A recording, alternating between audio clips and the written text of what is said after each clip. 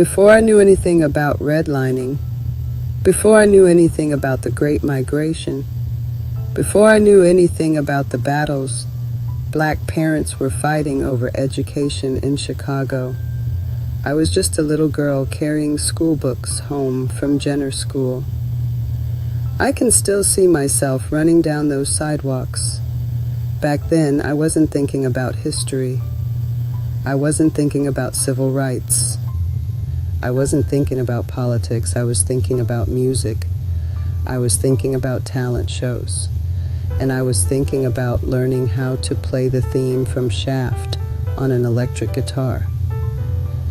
What I did not understand at the time was that I was growing up inside one of the most important traditions in Black America, the tradition of teaching the next generation.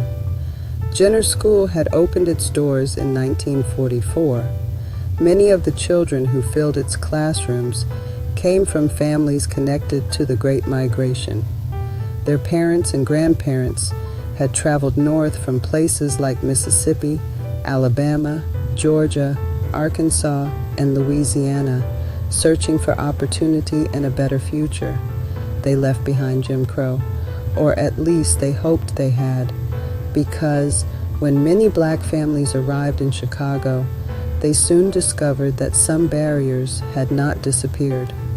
They had simply changed form. Yet even inside those challenges, black families kept building. They built churches, they built communities, they built schools, and they filled those classrooms with children who carried big dreams. One of those children was me. And one of my classrooms was not a classroom at all. It was an apartment in Cabrini Green. It was a living room filled with voices, laughter, guitars, and blues music drifting through the night. There was a man we called Junior. That was the name he wanted us to use.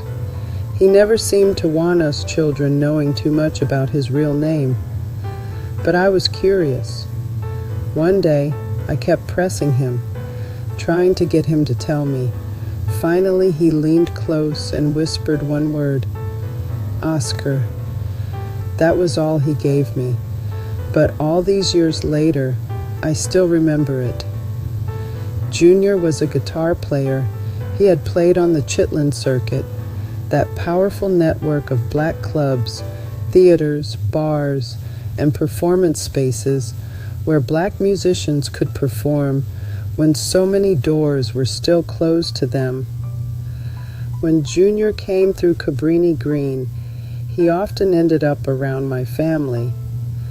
He had a girlfriend nearby who was expecting his baby, and somehow he would find his way to our apartment. My stepfather was connected to the Flamingos, and he and Junior were friends.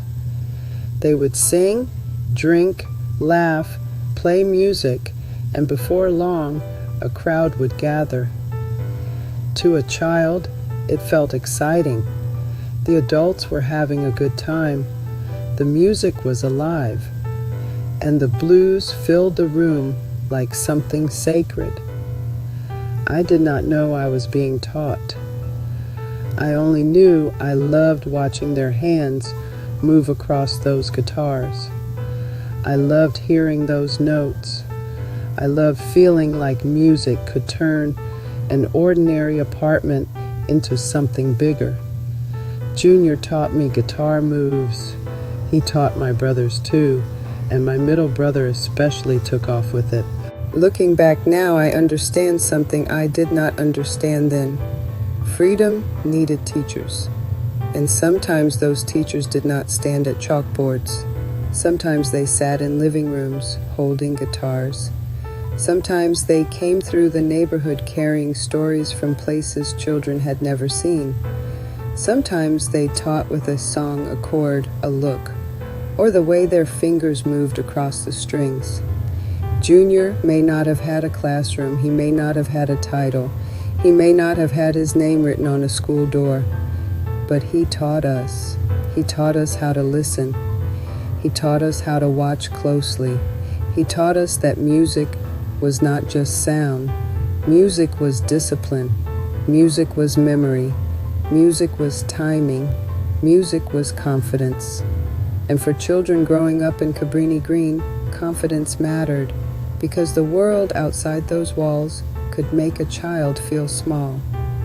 But inside that apartment, when the music started, something changed. The room felt bigger. The people felt larger than the life they had been handed. And I began to understand that learning did not always look the way people said it should look. Yes, there was Jenner's school. Yes, there were teachers, books, desks, and lessons.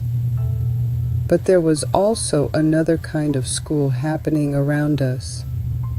A school made of family rooms, church basements, community centers, talent shows, and neighborhood elders who passed down what they knew.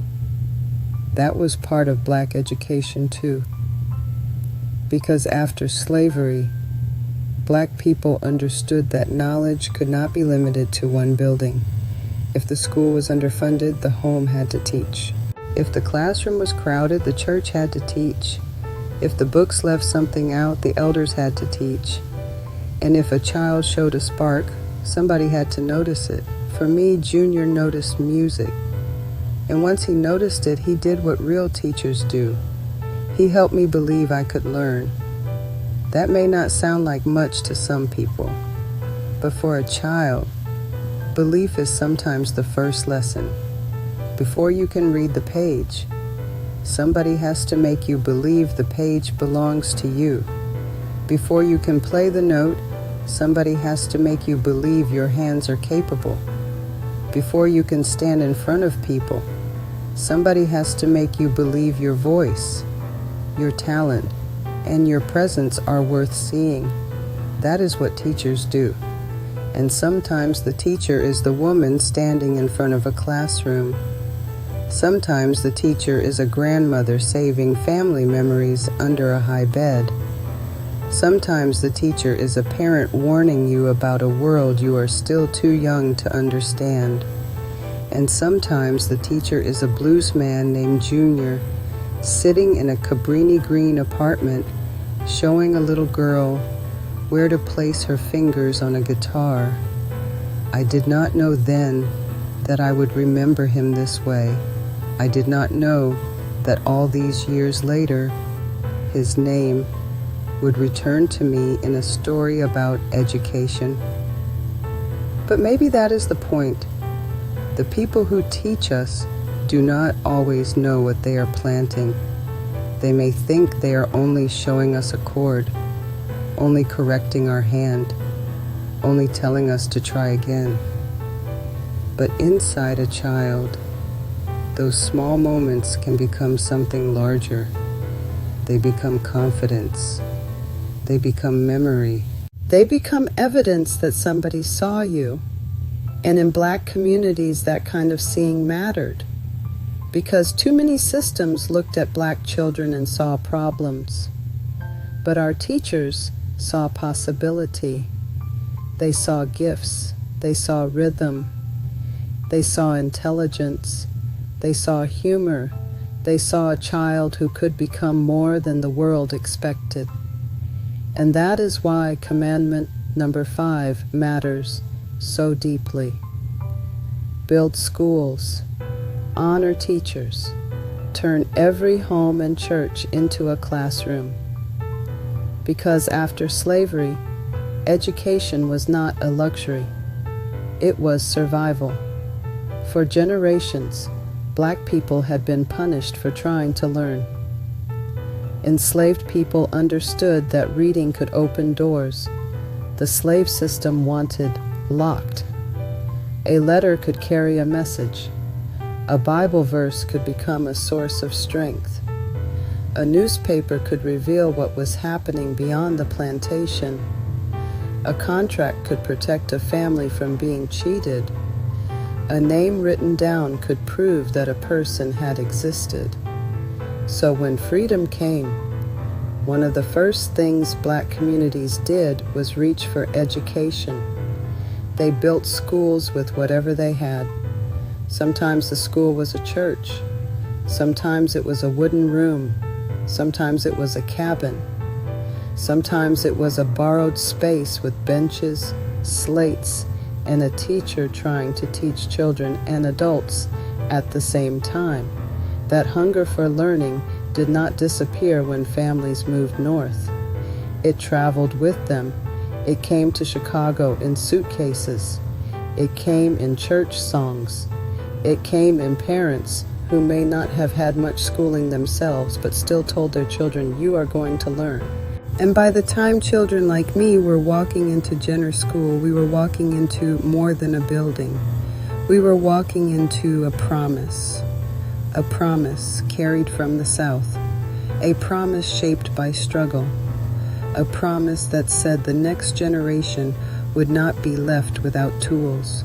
That is what I see now when I remember those crowded classrooms, those hallways, those school books, and that little girl running home. At the time, I did not understand that Jenner itself was part of a much larger story. It had opened its doors in 1944, during a time when black families were still pouring into Chicago from the South. Some came for work, some came for safety, some came because they were tired of living under laws and customs designed to keep them small. But when they arrived in the North, they learned something painful. Jim Crow had not simply vanished. In many places, it had changed clothes. It became redlining. It became overcrowded neighborhoods. It became schools packed with black children who deserved more space, more books, more resources, and more attention. But even then, the children came. We came with lunch boxes. We came with notebooks. We came with ribbons, braids, scraped knees, questions, and dreams we could not yet name. And behind us were parents and grandparents who understood something very clearly. If the world was going to limit where black children could live, then the community would have to fight even harder over what black children could learn. That is why education was never just about grades. It was about preparation. It was about dignity. It was about helping a child walk into a world that might underestimate her and still know she carried value. So when I think about Jenner now, I do not only see a school. I see thousands of black children standing at the doorway of possibility, and somewhere among them was a little girl who wanted to play guitar. That may seem like a small dream, but dreams are not small when they belong to children who have already inherited so much struggle. A child does not always know the history standing behind her. She does not know about the laws her grandparents survived. She does not know about the roads her family traveled. She does not know about the doors that were closed before she was even born. She only knows what she wants to try. And I wanted to play. I wanted to hear the sound come out right. I wanted my fingers to find the notes. I wanted to stand in those talent shows and not be afraid. Back then, the Jackson 5 were hot. Everybody knew their songs. We were around the same age, and there was something powerful about seeing black children on stage, singing and moving like they belonged there, that mattered to us. Because representation was also a kind of lesson. When children see somebody who looks like them standing in the light, it teaches them something before anybody says a word. It says, maybe you can stand there too. So we practiced. We entered talent shows, and we did not do bad, I can tell you that. I became known as the girl who could play shaft. And even now, I smile when I think about that, because I did not understand the bigger picture then. Junior taught me guitar moves. He taught my brothers too, and my middle brother especially took off with it. Junior, was a musician who had stood on bandstands along what people called the Chitlin Circuit. For anyone who has never heard that term, the Chitlin Circuit was a network of black clubs, theaters, juke joints, bars, and performance spaces where black entertainers could work during segregation, when many white-owned venues either would not book them or would not treat them equally. It was not just one road or one building. It was a whole underground map of black music and black survival. So when Junior came into our apartment with that guitar, he was not just some man passing through. He carried a whole world of black music with him. I did not know that the music in our apartment, the lessons from Junior, the community events, the school days, and the church world around us were all connected. But they were. They were all part of the same triangle: home, church, school.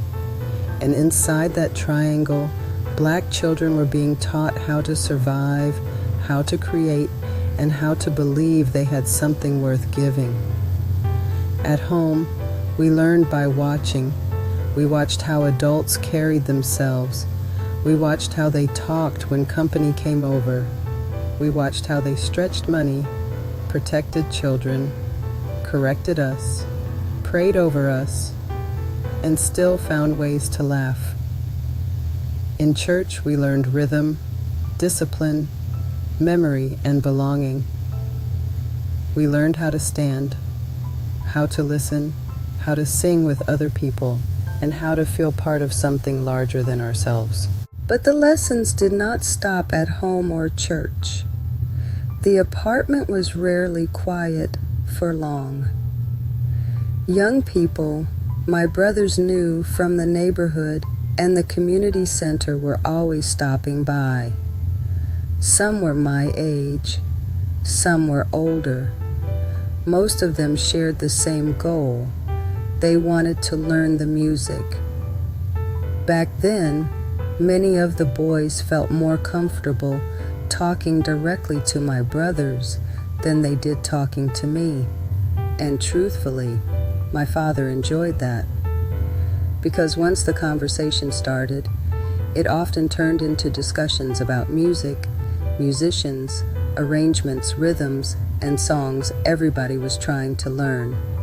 My brothers would meet people at the community center, exchange ideas, practice new songs, and bring those lessons back home. And because I was the little sister, I often learned through them. What one person learned in the neighborhood eventually found its way into our apartment. Knowledge moved from person to person, from friend to friend, from brother to sister.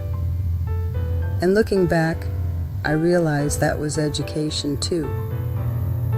Not the kind found in a textbook, but the kind that taught confidence, discipline, listening, teamwork, creativity, and pride. The soundtrack of those years was everywhere. The Temptations, Cloud 9, Papa Was a Rolling Stone, Marvin Gaye, Curtis Mayfield, and yes, Shaft. At the time, I thought we were simply learning songs.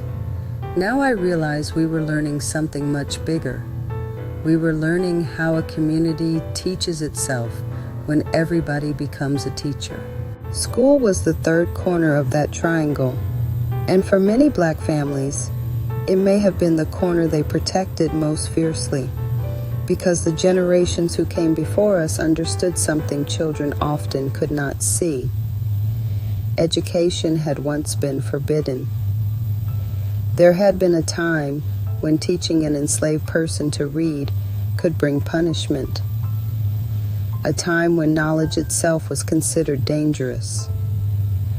A time when simply recognizing words on a page was seen as a threat to the system that kept people in chains. That history did not disappear when slavery ended. The memory of it traveled through families. It traveled through grandparents, through church leaders, through teachers, through parents who told children to finish their homework before they went outside to play. So when I ran home from Jenner School carrying books under my arm, I was participating in something much larger than I understood. I thought I was just another child coming home from school. But generations before me had dreamed about opportunities they never received. And many of the adults around me knew that every lesson learned represented a door that might open somewhere in the future. That is why education was treated with such seriousness. Not because every school was perfect, not because every teacher was perfect, but because knowledge represented possibility, and possibility represented freedom. The same families who filled churches on Sunday, the same families who gathered in apartments to share music, were often the same families telling children to study, read, learn, and prepare for opportunities that previous generations had been denied. And perhaps that is why the home church school triangle became so powerful. Each corner reinforced the others. What was taught at home was strengthened in church. What was learned in church was encouraged at school. What was discovered at school was carried back home. The lessons kept moving, from parent to child, from teacher to student, from elder to younger generation. And often, without realizing it, entire communities were working together to prepare children for futures they themselves could only imagine. As a child, I did not see any of that. I thought home was simply where we lived. I thought church was simply where we worshiped.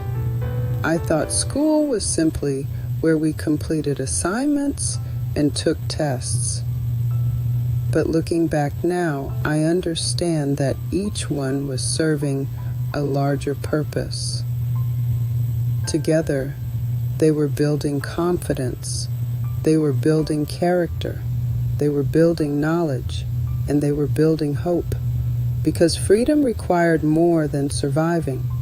Freedom required preparation. Preparation for opportunities. Preparation for responsibility.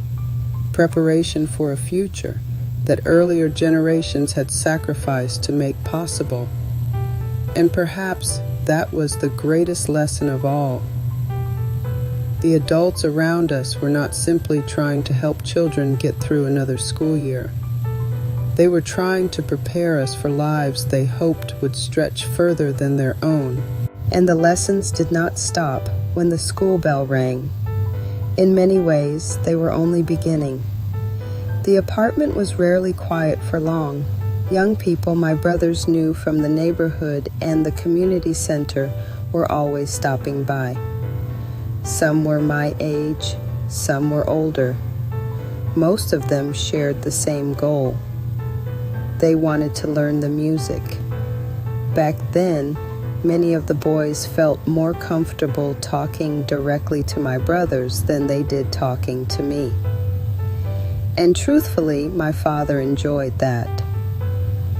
Because once the conversation started, it often turned into discussions about musicians, arrangements, rhythms, chord changes, and songs everybody was trying to learn.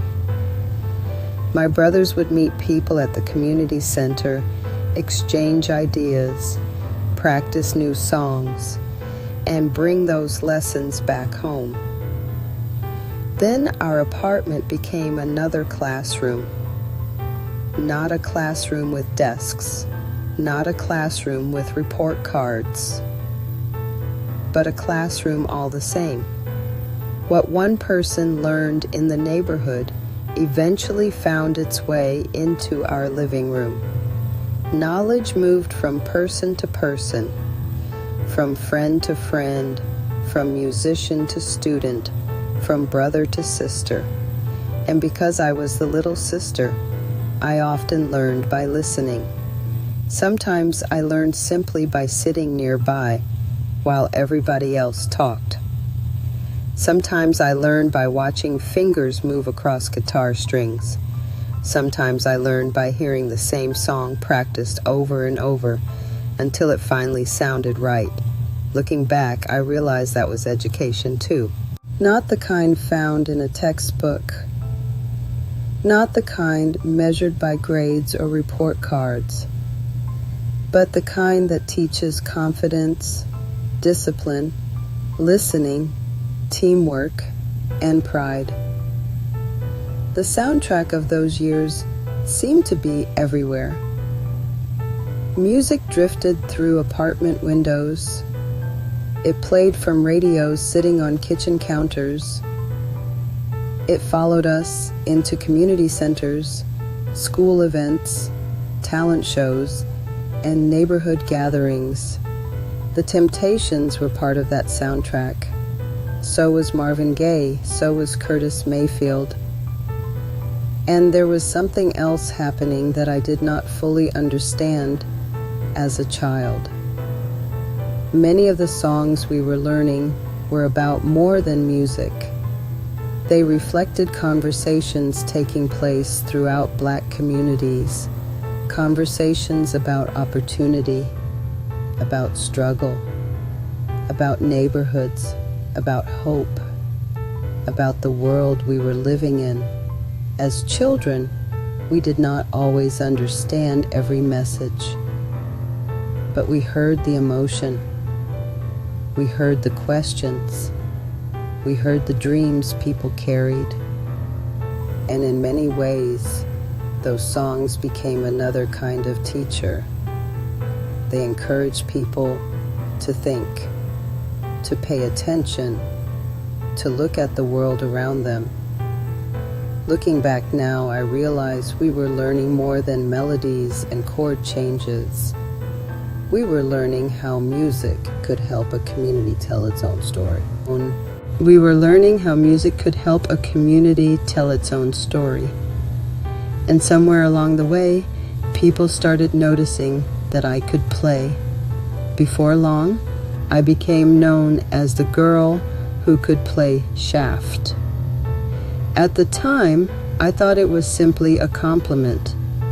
I thought people were just impressed that a young girl could sit down with a guitar and play a song they recognized. But looking back, I understand it differently now. Every hour spent practicing was teaching me something. Music taught patience. It taught discipline. It taught concentration. It taught me how to keep working at something even when I could not get it right the first time. Sometimes I had to repeat the same section over and over. Sometimes my fingers did not want to cooperate.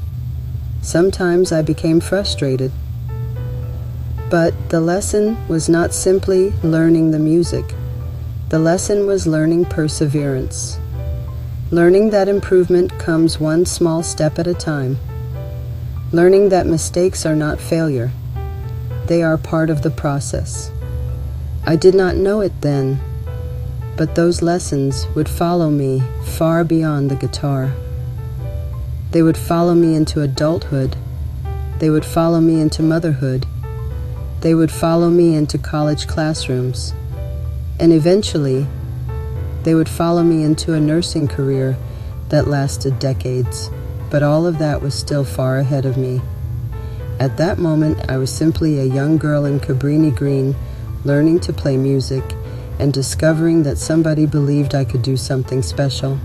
I grew up in Cabrini Green, where learning was everywhere, if you knew how to look. Jenner School was our anchor, but the lessons never stopped at the bell. Mama said every home is a classroom, and she meant it. My grandmother, a prayer warrior at church, taught me to read from her Bible, but also how to listen. Our pastor believed freedom needed teachers, so he urged us to teach each other. The triangle of home, church, and school was more than a saying. It was survival. At the community center, Mrs. B taught us multiplication with jump ropes, while the church basement became a stage for our talent shows. Music was another school. Junior, the guitarist who played the Chitlin circuit, let us crowd around his stoop, placing our fingers on the strings. He taught us Curtis Mayfield licks and the Temptations harmonies. I became the girl who could play shaft at every gathering. Songs sparked debates about hope, struggle, and black pride. These teachers, family, neighbors, musicians, prepared me for Malcolm X College, for teaching guitar, for nursing, for raising my own children. What happens when a community decides every child deserves a teacher? Everything changes. And maybe that is where another lesson began to take shape in my life. Not inside a history book, not inside a classroom, but inside music. By the time I was a young girl growing up in Chicago, music was everywhere around us.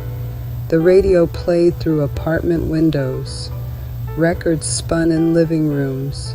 Children gathered in hallways, on porches, and in playgrounds trying to imitate what they heard. And like so many children of that era, I dreamed too. The Jackson 5 were everywhere.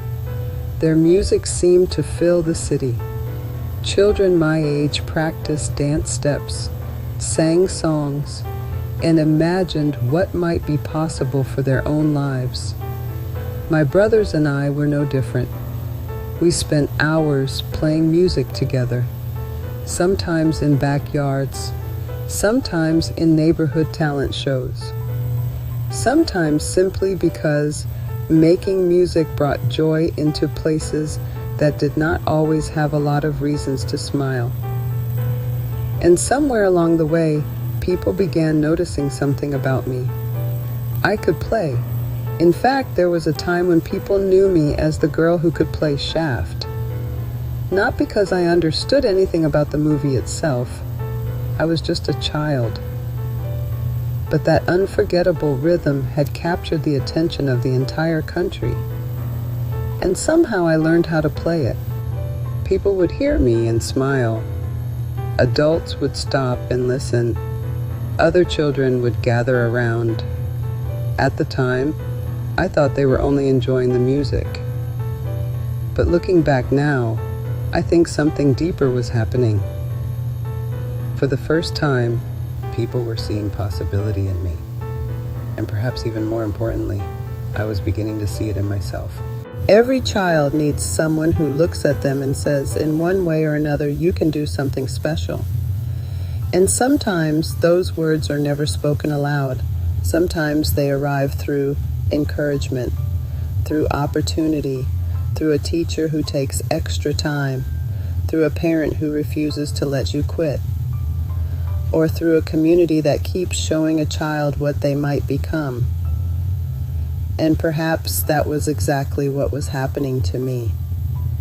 Because the more I played, the more doors seemed to open. Not grand doors, not celebrity doors, but the kinds of doors that change an ordinary life. Doors called opportunity, doors called education, doors called responsibility. Looking back now, I can see that music was teaching me lessons long before I understood what those lessons were. Music taught discipline. You could not learn an instrument simply by wishing. You had to practice again and again. Music taught patience. Sometimes a piece sounded impossible until one day your fingers finally found their way through it. Music taught listening, not just listening to notes, listening to people, listening to timing, listening to how individual voices could come together to create something larger than themselves. And maybe that is why music became such a powerful teacher in so many Black communities. because it was never only about entertainment, it was also about confidence, about responsibility, about discovering gifts you did not know you possessed. The church understood that. Families understood that. Neighborhoods understood that. And thankfully there were teachers who understood. Teachers who saw potential in children before those children could see it in themselves. Teachers who understood that a single encouraging word could change the direction of an entire life. I was fortunate enough to encounter people like that. People who challenged me. People who expected more from me than I expected from myself. People who helped me believe I could keep learning. And as the years passed, education became more than something I received. It became something I wanted to give away. That desire eventually carried me to Malcolm X College. By then, I was no longer simply the girl who loved music. I was becoming a young woman trying to discover where my gifts might fit into the world. Malcolm X College was more than a school. For many of us, it was an opportunity. A place where people who had been overlooked elsewhere could begin building a future. A place where talent mattered. A place where effort mattered. A place where somebody was willing to invest in your potential. I entered through a work-study program. At first, I thought I was there to learn. And I was. But life had another lesson waiting for me. Because before long, I found myself helping younger students learn the very thing that had helped shape my own life: music, guitar, rhythm, confidence. And that was the moment I began understanding something important. Teaching is not simply transferring information. Teaching is helping another person discover what is already possible inside them. And once I began teaching, I discovered something surprising. The excitement I felt learning music was now being reflected back to me through the students. Many of them reminded me of children I had grown up with, bright, curious, talented, sometimes uncertain of themselves, sometimes carrying burdens nobody else could see. But when they picked up an instrument, something changed. You could watch confidence begin to appear. One note, one chord, one lesson at a time. I taught beginning guitar through the work-study program at Malcolm X College. To some people, that may not sound like a major responsibility, but to me, it mattered. Because every student who walked into that room was trusting me to help them learn something new. And every lesson carried a little more than music. It carried encouragement, patience, belief, the very gifts other people had once given to me. Looking back, I realized that education is often passed forward that way. One person believes in a child. That child grows up, then becomes the adult who believes in another child. The lesson continues, the opportunity continues, the confidence continues. And before long, an entire community becomes stronger because somebody chose to share what they knew. That was one of the beautiful things about Malcolm X College. People were not simply earning credits. They were building futures. They were creating pathways. They were proving that talent exists everywhere if somebody is willing to nurture it. And some of my favorite memories came when our students had opportunities to perform. Because there is something powerful about watching young people discover they can do more than they thought possible. The smile changes, The posture changes, the confidence changes, and suddenly they begin seeing themselves differently, just as someone once helped me see myself differently. One of the memories that stays with me happened when we began preparing students for a special music performance. If memory serves me correctly, it was connected to a radio program that featured young musicians from across Chicago. Schools and music programs would prepare their students. Then the children would come together and perform. For many of them, this would be one of the biggest audiences they had ever experienced. Some were excited, some were nervous, some probably wondered if they were truly ready. But that is often where growth begins, right on the edge between fear and confidence. As instructors, our job was not only to teach the music. Our job was to help students believe they belonged there. We rehearsed, we practiced, we corrected mistakes. Then we practiced again. Not because perfection was the goal, but because preparation builds confidence. And confidence helps people walk through doors that fear would otherwise keep closed. What I remember most is not the performance itself. It is the look on the faces of the students, the pride, the excitement, the realization that all those hours of work had led to something meaningful. For some of those young people, it may have been the first time they truly felt seen. Because there is something powerful about watching young people discover they can do more than they thought possible. The smile changes, the posture changes, the confidence changes, and suddenly they begin seeing themselves differently, just as someone once helped me see myself differently. One of the memories that stays with me happened when we began preparing students for a special music performance. If memory serves me correctly, it was connected to a radio program that featured young musicians from across Chicago.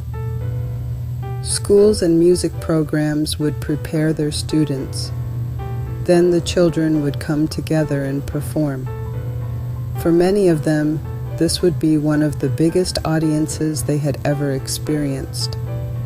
Some were excited, some were nervous, some probably wondered if they were truly ready. But that is often where growth begins, right on the edge between fear and confidence. As instructors, our job was not only to teach the music. Our job was to help students believe they belonged there. We rehearsed, we practiced, we corrected mistakes. Then we practiced again. Not because perfection was the goal, but because preparation builds confidence. And confidence helps people walk through doors that fear would otherwise keep closed. What I remember most is not the performance itself. It is the look on the faces of the students, the pride, the excitement, the realization that all those hours of work had led to something meaningful. For some of those young people, it may have been the first time they truly felt seen. And confidence could change the course of a life. When I think about the teachers who influenced me, the students I taught, and the communities that invested in young people, I realized they were all participating in the same tradition. One generation reaching back to help the next. One generation refusing to let knowledge disappear. One generation saying in words and actions, "You matter. You can learn. You can grow. You can become something more." And perhaps that is one of the greatest gifts any community can ever give its children. Because when people believe in a child, they are really investing in a future they may never personally see. The teacher may never know where that student eventually goes. The parent may never know how far those lessons travel. The mentor may never fully understand the impact of one encouraging conversation, but the seed has been planted. And sometimes that seed grows for years before anyone sees the results. Looking back now, I can trace those seeds throughout my own life. From the musicians who inspired me, to the teachers who challenged me, to the opportunities that opened doors at Malcolm X College, to the students who sat in front of me holding guitars and wondering if they could learn.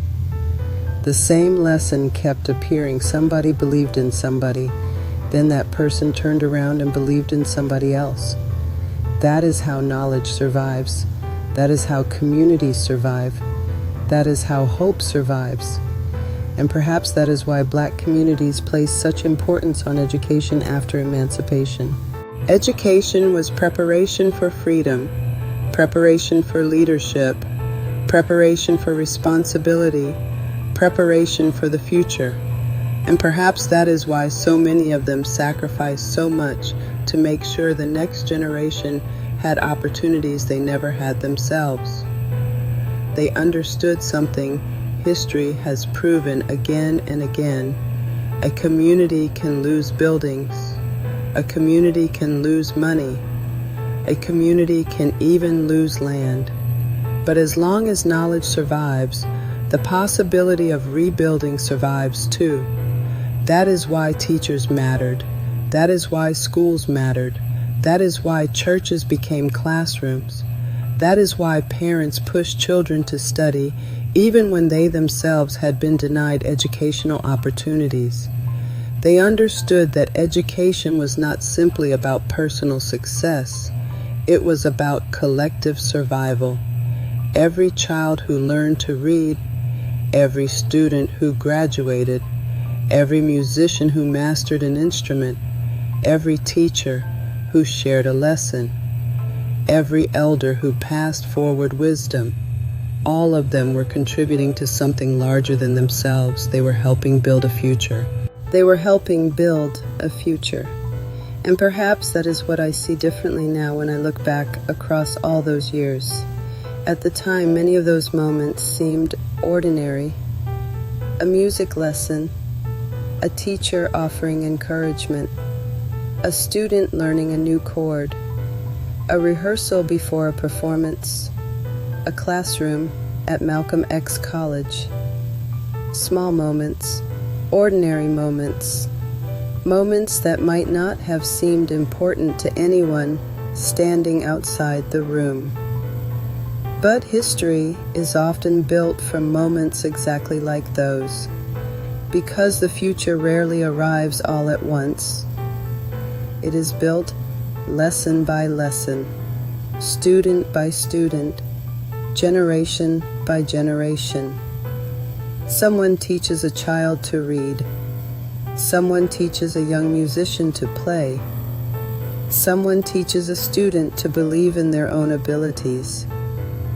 And that lesson continues moving forward long after the original teacher is gone. I think about the people who invested in me.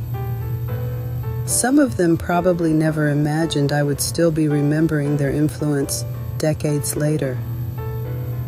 Yet here I am, still carrying those lessons, still carrying that encouragement, still carrying that belief. And perhaps that is the true power of education.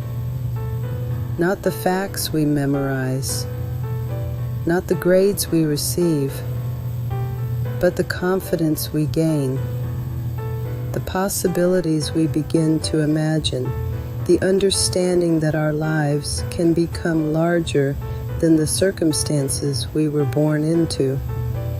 That lesson changed lives after emancipation.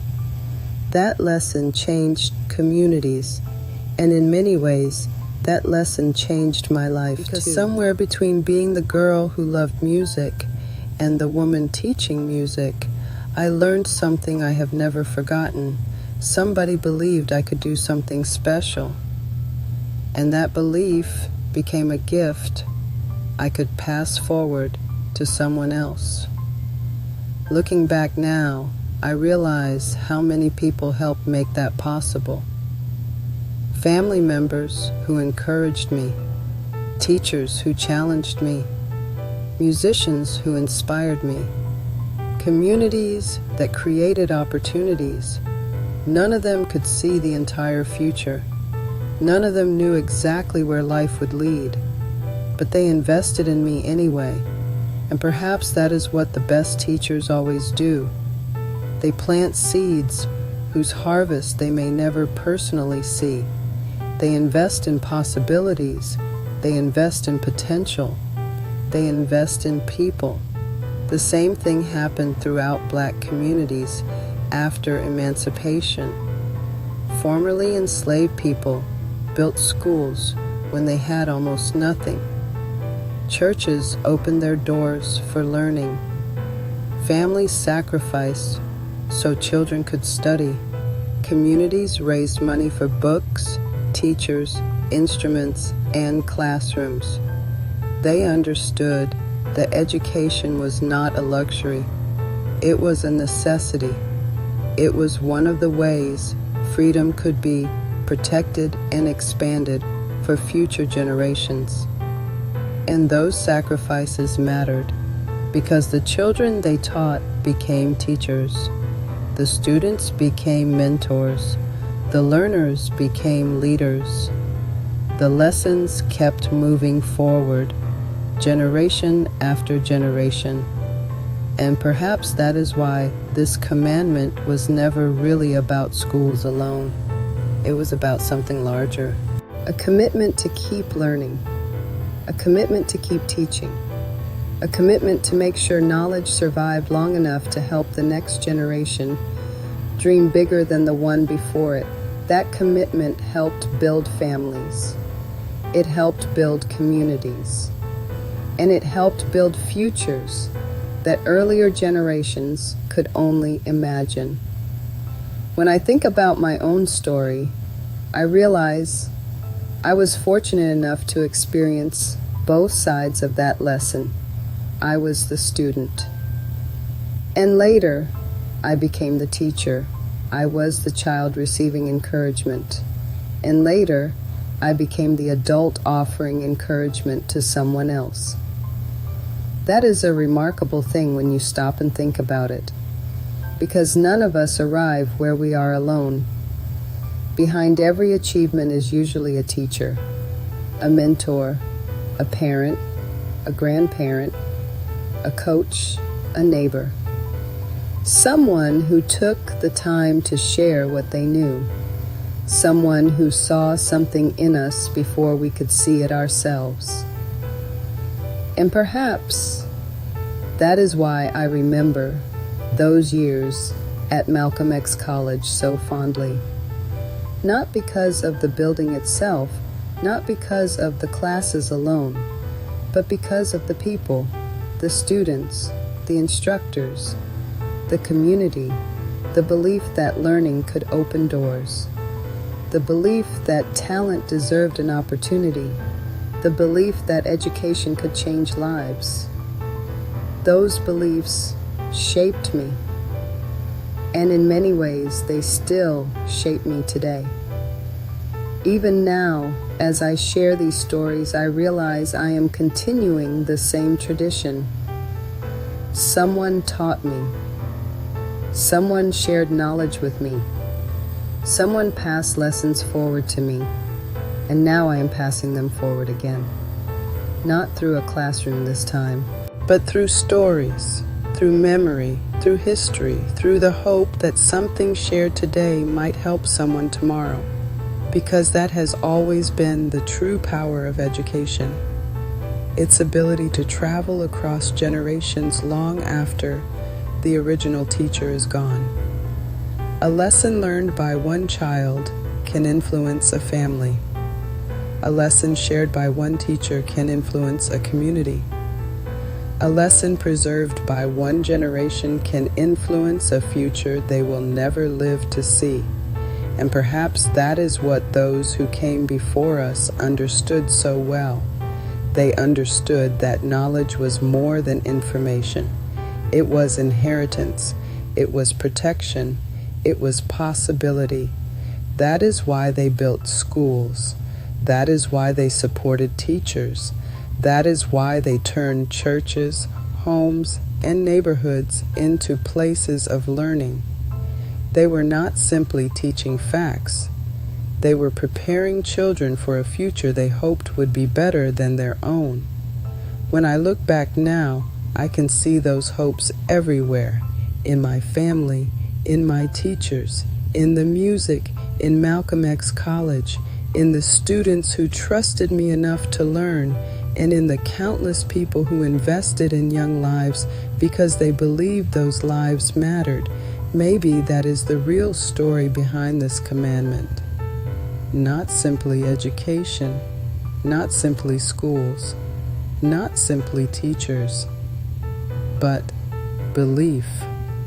The belief that every child carries possibilities that cannot yet be seen. The belief that knowledge can change a life. The belief that opportunity should be passed forward. And the belief that somebody somewhere might do something extraordinary if given the chance. After all, somebody once looked at a little girl who loved music and believed she could do something special. Years later, that little girl became a teacher. And perhaps that is how freedom continues to grow. One lesson, one student, one teacher, one generation at a time. When we study Black history, it is easy to focus only on the famous names, the leaders, the activists, the ministers, the performers. But behind every one of those stories were teachers, people who took the time to share knowledge, people who encouraged curiosity, people who opened doors, people who helped others recognize gifts they did not yet see in themselves. Many of their names have been forgotten, yet their influence remains, because every life they touched carried a piece of that lesson forward. And maybe that is the greatest legacy a teacher can leave behind. Not recognition, not fame, not even gratitude, but the knowledge that something they shared continued helping people long after they were gone. That is what happened in Black communities after emancipation. Knowledge became a form of freedom. Education became a form of resistance. Teaching became an act of hope, and generation after generation carried that hope forward. Perhaps that is why this commandment still matters today, because there are still children waiting for someone to believe in them, still students waiting for an opportunity, still young people trying to discover what they are capable of becoming. And sometimes all it takes is one person willing to say, "I believe in you." Those simple words can change the course of a life, just as they changed mine. And perhaps that is the lesson I hope remains after this story is over. Not simply that schools mattered, not simply that teachers mattered, but that belief matters, because every generation inherits a responsibility to learn, to teach, to encourage, to pass something forward that will help the next generation travel a little farther than we did. The people who came before us understood that.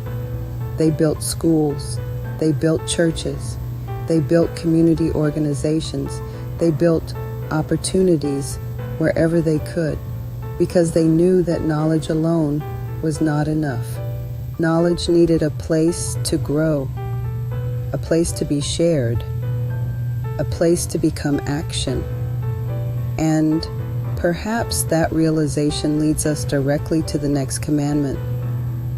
Because once people learn to read, learn to teach, and learn to organize, they faced another important question. How do you build lasting independence? How do you create opportunities that can support families and communities for generations? How do you transform knowledge into economic strength? Those questions would shape the next chapter of the story.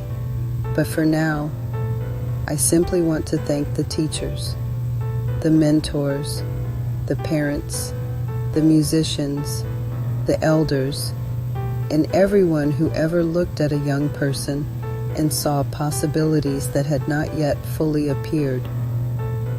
Because somewhere, right now, a child is becoming who they will one day be.